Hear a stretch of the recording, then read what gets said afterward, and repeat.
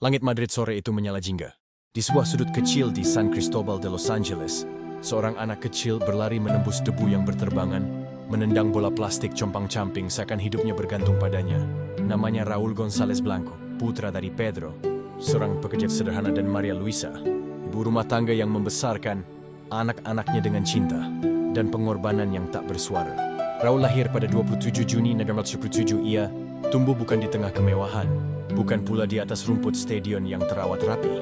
Masa kecilnya dihabiskan di ganggang sempit Madrid Selatan, tempat di mana bola sepak bukan sekadar permainan, tapi pelarian, mimpi, bahkan doa yang tak pernah diucapkan dengan mulut, hanya dengan kaki, keringat, dan mata yang menatap langit. Iyahnya adalah penggemar Atletico Madrid, dan di sanalah Raúl memulai perjalanannya. Klub rival bebuyutan Real Madrid. Itu menjadi tempat pertama ia belajar sepak bola secara formal. Tapi nasib punya rencana lain. Ketika Akademi Atletico dibubarkan oleh presiden klub karena alasan finansial, banyak anak kehilangan arah. Tapi tidak Raúl. Dia ditawari kesempatan yang nyaris dianggap pengkhianatan oleh keluarganya The Spuergong dengan Real Madrid. Maria menangis malam itu. Dia tahu ini bukan sekadar soal sepak bola.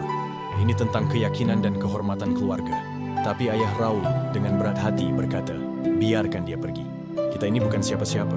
Kalau Real Madrid memberinya jalan, maka itulah jalannya.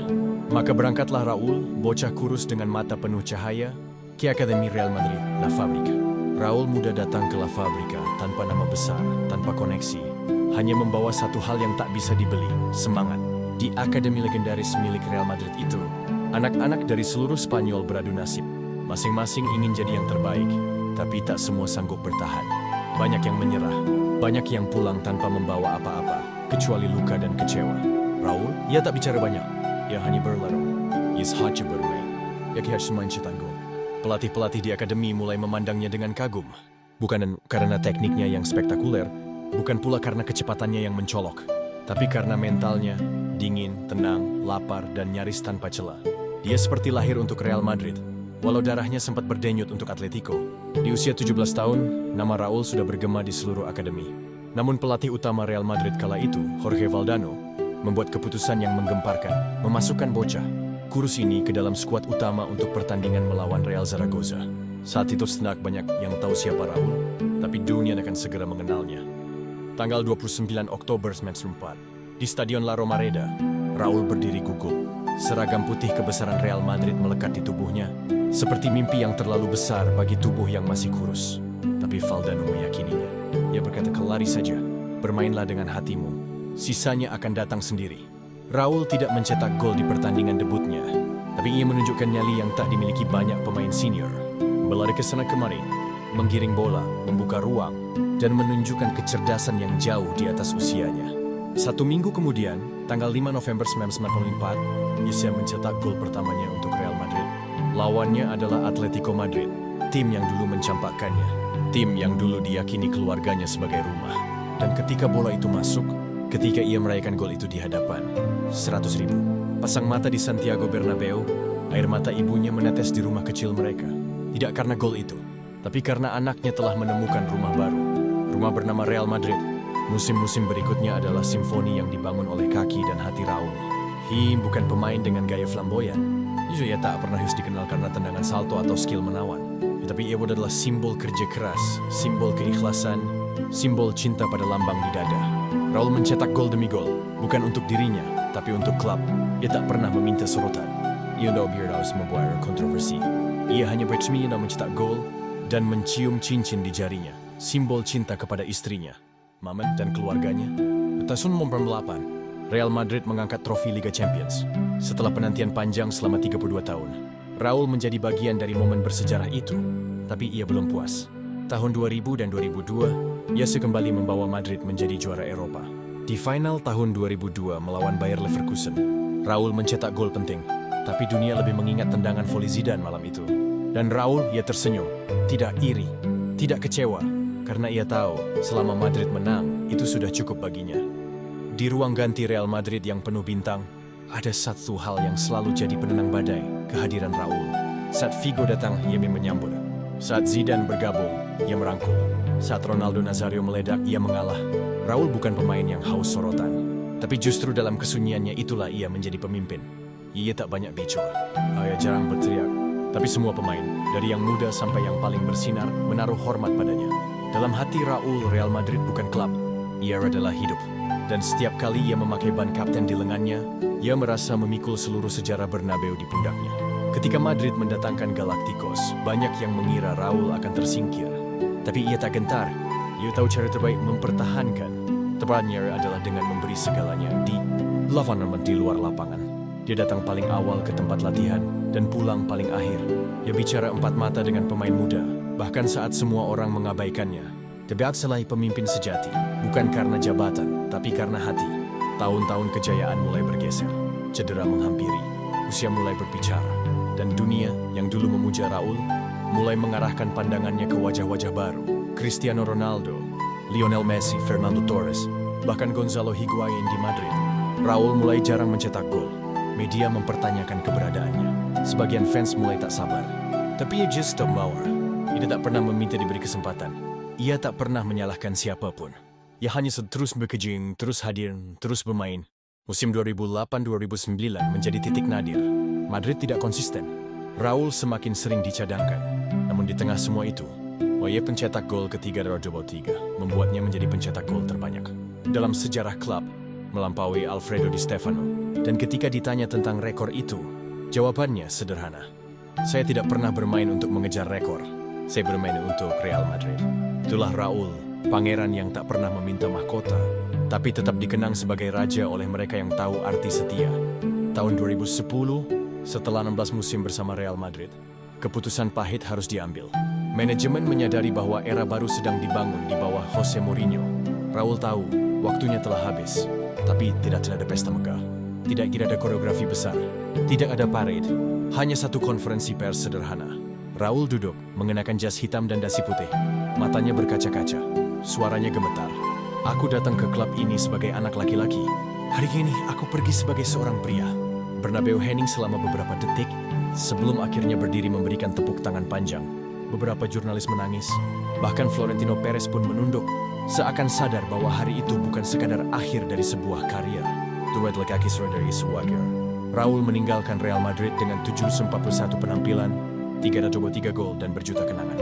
Yes, tak pernah terlibat skandal, tak pernah menjelekan klub, dan saat ia pergi, ia tetap mencium lambang Madrid di dadanya. Setelah meninggalkan rumah yang membesarkannya, banyak yang menduga Raul akan pensiun, tapi ia belum selesai. Dalam dirinya, api sepak bola masih menyala, maka ia memilih jalan yang tak banyak dipilih. Para legenda Spanyol berkelana ke Jerman, bergabung dengan Schalke 04. Banyak yang meragukan keputusannya. Schalke bukan tim besar di Eropa. Liga Jerman pun saat itu tidak sepopuler sekarang. Tapi Raul tak peduli. Ia sekom bukannya untuk pagumur, tapi untuk bermain. Dan di sana, di kota Gelsenkirchen yang dingin, Raul menaklukkan hati para pendukung Schalke. Dalam waktu singkat, ia menjelma menjadi pahlawan. Ia mencetak gol demi gol, memberi umpan, mengatur tempo permainan, seolah usianya masih 25 tahun. Musim 2011 menjadi musim bersejarah.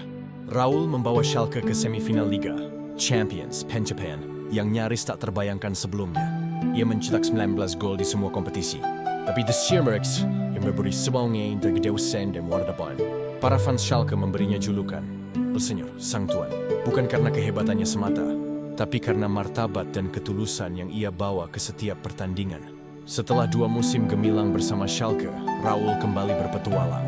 Kali ini ke Qatar bersama Al-Sadd. Di usia senja kariernya, Yesus tidak berceri cuang, melainkan misi, menyebarkan nilai-nilai sepak bola yang sejati. Di Qatar, ia tidak hanya menjadi pemain, ia menjadi mentor. Ia melatih anak-anak muda. Ia memberi contoh tentang profesionalisme, kerja keras, dan pentingnya mencintai lambang di dada, bukan nama di punggung. Di setiap sesi latihan, Raul tetap datang lebih awal. Ia membersihkan sepatunya sendiri. Ia menyapa semua staf dengan senyuman. Bahkan di negeri yang asing, ia tetap Raul yang sama, rendah hati dan tak berubah. Lalu ke tahun 2015, ia menjalani musim terakhirnya sebagai pemain di New York Cosmos, Amerika Serikat. Di sana, ia bermain hanya 1 musim. Tapi kehadirannya memberi cahaya bagi sepak bola Amerika. Ketika peluit panjang ditiup untuk terakhir kalinya, Raul menatap langit. Tidak menangis, tidak merata. Hanya tersenyum kecil, karena ia tahu ia telah memberi segalanya. Setelah pensiun, Raul sempat menjauh dari Madrid. Bukan karena keca, tapi karena ia ingin memberi waktu bagi klub untuk tumbuh tanpanya. Tapi cinta sejati tak bisa diabaikan selamanya. Tahun 2018 ia kembali ke Real Madrid. Kali ini bukan sebagai pemain, tapi sebagai pelatih akademi. Ia kembali ke La Fabrica, tempat di mana semuanya dimulai. Di sana dia membentuk generasi baru. Ia menanamkan nilai-nilai yang dulu menuntunnya menuju kejayaan. Kerja keras, hormat dan Christian. Di bawah asuhannya, Real Madrid Castilla menunjukkan perkembangan pesat. Jadi para pemain muda bukan hanya belajar teknik, tapi juga belajar menjadi manusia. Karena bagi Raul, sepak bola bukan soal menang atau kalah, tapi soal bagaimana kau menjalani setiap detiknya dengan cinta. Dalam dunia sepak bola yang semakin keras dan penuh sensasi, nama Raul menjadi penanda zaman. Ia bukan pemain dengan iklan mewah, ia bukan pria yang berteriak mencari panggung, tapi ia adalah simbol dari sesuatu yang kini terasa langka, loyalitas. Ia adalah anak yang datang dari jalanan debu Madrid Selatan, tumbuh di tengah tekanan dan menjelma jadi pilar. Ia mengenakan seragam putih selama 16 tahun, menorehkan 323 gol, 6 gelar La Liga, 3 Liga Champions, dan ribuan pelukan pada rekan-rekan yang ia dukung, bahkan saat mereka menggantikannya. Para pemain muda yang menemuinya kini tidak hanya melihat legenda, mereka melihat cermin. Sosok yang mengajarkan bahwa menjadi besar bukan soal berapa gol yang kau cetak, tapi bagaimana kau menjalani setiap detik di lapangan dengan kejujuran. Dalam satu wawancara, Raul pernah berkata, "Saya tidak ingin dikenang sebagai pencetak gol terbanyak. Saya ingin dikenang sebagai seseorang yang selalu memberikan segalanya untuk seragam ini." Dan memang begitu ia dikenang, bukan sebagai top scorer, tapi sebagai El Eterno Capitan, Kapten Abadi. Kini waktu telah berlalu. Rambut Raul mulai memutih. Wajahnya tak lagi sekeras dulu. Tapi tatapannya masih sama, tenang, dalam, dan penuh keteguhan. Ia berdiri di pinggir lapangan tempat para remaja berlari mengejar bola. Sesekali ia berteriak lembut, memberi instruksi. Sesekali ia tersenyum melihat seorang anak mencetak gol, lalu mencium cincin di jarinya, menirunya. Raul tidak mengejar kursi pelatih tim utama, tidak gila jabatan, tidak menuntut. Tapi semua orang tahu, suatu hari nanti, Santiago Bernabeu akan kembali menjadi takhta sang pangeran. Serta nama takdir tidak bisa disangkal selamanya. Di stadion yang megah itu, di dinding-dinding penuh sejarah, nama Raul González tidak pernah hilang. Ia tercetak bukan hanya di marmer atau plakat, tapi di hati jutaan Madridista dan siapapun yang pernah percaya bahwa kesetiaan adalah nilai tertinggi dalam sepak bola. Dan ketika malam turun dan lampu stadion padam, tetap ada satu cahaya kecil yang terus menyala. Cahaya itu bukan dari trofi, bukan dari video highlight, tapi dari Set with No Wardation yang akan terus bergema dalam bisikan paling sunyi. Raul.